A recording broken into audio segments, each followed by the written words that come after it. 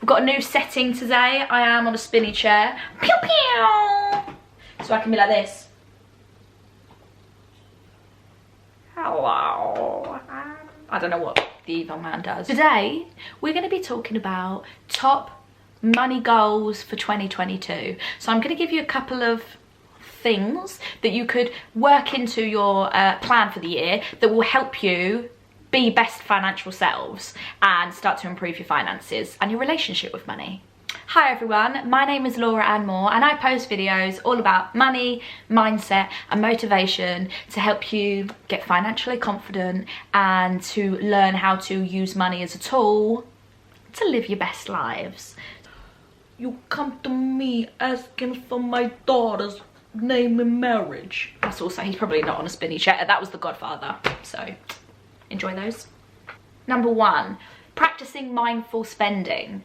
So to practice mindful spending, what you're basically doing is, you know those times when you go, I ain't gonna spend any money today, and then you go shopping, you go to the town or into the city, you go past a shop, you see a little something on the side and you go, I wouldn't mind a little bit of that. It's got a big red sticker saying that it's actually been reduced from 100 to 50 pounds, and you're like, oh my God, steal, bargain. Before you know it, you've bought it, you're walking out the shop with it, and you're like, oh crap, I wasn't meant to be buying anything right now. And you haven't saved 50 quid, you've actually just spent 50 quid. That wasn't mindful. You weren't in your body when you were doing that because you were just going, it was impulse, right? The aim of mindful spending is that you're really aware of how you feel when you're spending money and when you're shopping, and that it is a really conscious choice. A bit like mindful eating, so that you don't overeat. You have to eat really mindfully, be really aware of what's going on in your body and how full you are so that you don't overeat. Kind of the same with spending. So it's about thinking more carefully, basically, about how you spend your money. So it's really good to become aware of what our emotional spending triggers are. Do you spend money when you're bored? Do you spend money when you're feeling upset? When you've had a hard day at work and you're stressed out? Like, what is it that triggers you into spending money that either you don't have or that you don't want to spend or is outside of your budget? Now, obviously you don't have to track and account for every single penny that you ever spend, but it's this idea. I speak to so many people in my community who get to the end of the month and they go, I have no clue where my money has gone. And that is because a lot of those spends that they've done throughout the month have just happened and they haven't really realised because they weren't mindful. So if we can start to bring some awareness to our bodies, to our minds as we're spending throughout the month, it's going to have a positive impact. Not only on your brain, but on your finances.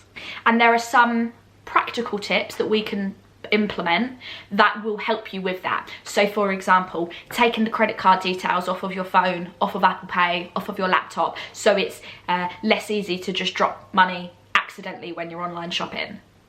And to figure out what your spending triggers are and find a way to replace shopping and spending money with something else that changes how you feel.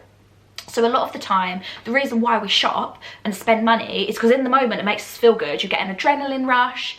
A lot of the time, by the time that item turns up, if it was online, or by the time you get home and you've worn it once or used it once, the excitement of it wears off. But you just use spending money in the moment to try and change how you feel. So what we want to do is find other ways to change how we feel that don't involve spending money. If you're bored, what crafty or exciting or enjoyable things do you have in your house that you can do? What hobbies do you have?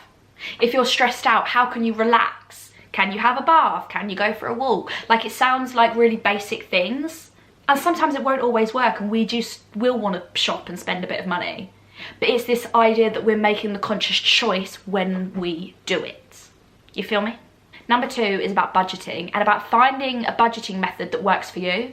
Because the problem is like, I tell people to budget. I'm like, budget your money, but that could mean so many things. There's so many different methods out there and different ways to budget and different apps, and you know, and it can be quite time consuming to find one that works for you. But when you find the one that works for you, holy moly, it is life changing. Thank you, Lord. My budgeting method has changed so many times over the years. Like when I was 19 and I got my first job and I started using spreadsheets, I would track every single penny I ever spent. Oh, I just broke a nail. Every penny I ever spent. And that worked for me at the time. Now that is way too restrictive for me, and I've got a much broader way to budget my money. So it's about having a look at all the different types of budgeting methods and just giving a couple of them a genuine go, and not just going, meh, I can't budget, it's not for me. And then being confused why you can't reach your savings or investing goals. And that's the tea.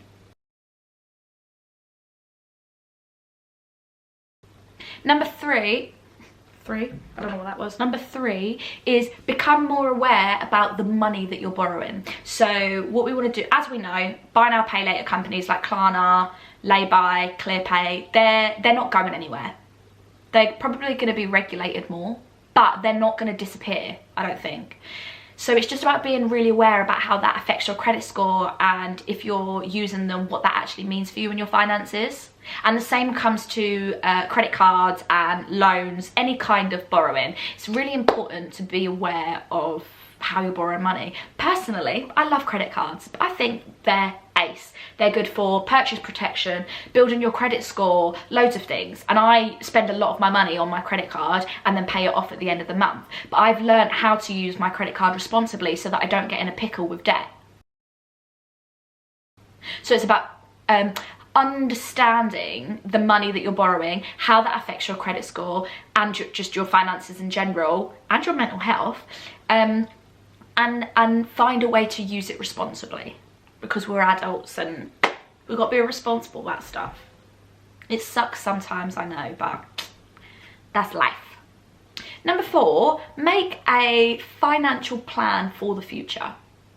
Now, a lot of the time people use hashtag YOLO when it comes to spending, because they're like, you know, fuck it, I might die tomorrow, what's the point of having all this money saved? Yes, you could die tomorrow. There is a real big chance that could happen. However, the chances of you living and needing money for the future are a lot higher, I can imagine, statistically, than you randomly dying or not needing money. So making a plan for your future, so thinking about pensions, thinking about investing, thinking about saving for short and medium term goals are all really important. Now, it might seem so far away that you're going to be an old lady or man or person that you're like, oh, what's the point of thinking about retirement right now? But you're going to be super pissed off if you're 90, still working your ass off because you didn't save or invest, and all your friends in their 50s logged off and have been living their best retired life in Spain because they made a financial plan for the future. So yeah, have a think about your future. We need money for stuff, right? It's always going to be the case. If we ever live in a world where we don't need money, I don't know what that world would look like. So we might as well just lean into it and go, okay, cool, I need money for stuff. And inflation, things be getting more expensive every single year. We also can't stop that. So if you can't beat them, join them. Let's sort our money out for our future. And number 5 is about having regular money dates. Something I'm a massive champion for. I love money dates. I love them more than real dates. People out there who've taken me on crap dates, I'm talking to you. It's about getting really comfortable with money, like full stop. Just getting comfortable with looking in your bank account, whether you're happy with what you see or not, thinking about what your goals are, whether you think they're really out of reach or not, you know, like all of those things. Because kind of relating to the point before, we need money. It makes the world go round. We live in a capitalist society. So if you can have a money date with yourself where you sit down, get all cozy, you understand the numbers, not only will it alleviate any or some of your financial stress, because when you know the numbers, when you know the lay of the land, it makes you feel better. But also, you're more likely to become aware of how you're spending your money. See point, 2 earlier, talking about budgeting and tracking. It helps you with your financial confidence, and it helps you see where there's holes in your finances maybe that need to be mended up. And it might even give you some motivation with financial education and going out there and learning stuff. I love money dates and I think that they're so helpful. And I hope that you can find joy in them too, to do them on a monthly basis. It's a form of self-care, I think.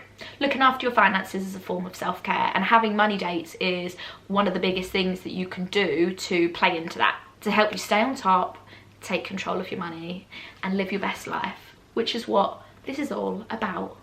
I don't know what those hand movements were, sorry. So yeah, they're my top 5 money resolutions or things that you can work into 2022. I hope that they help. comment below and let me know how you're getting along. Let me know which ones are working for you, which ones aren't.